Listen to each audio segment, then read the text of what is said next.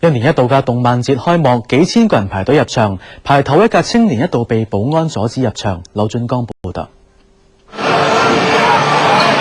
到11點正式開幕啦，排隊嘅人都爭相入場，購買佢哋嘅心頭好。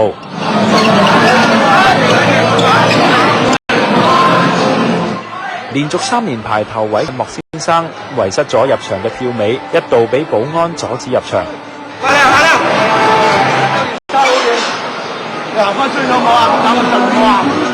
但係最後由參展商特別安排買到心愛嘅模型。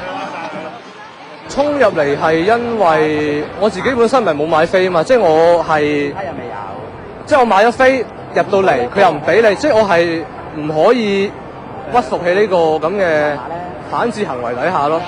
有人話入場係想炒賣精品賺錢，一隻限定版公仔，就算出面流傳都話由原價500蚊炒到差唔多成7000幾啊9000蚊咁樣。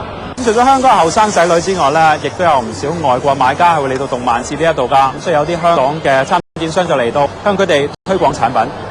無線電視記者劉俊剛。一貨車司機喺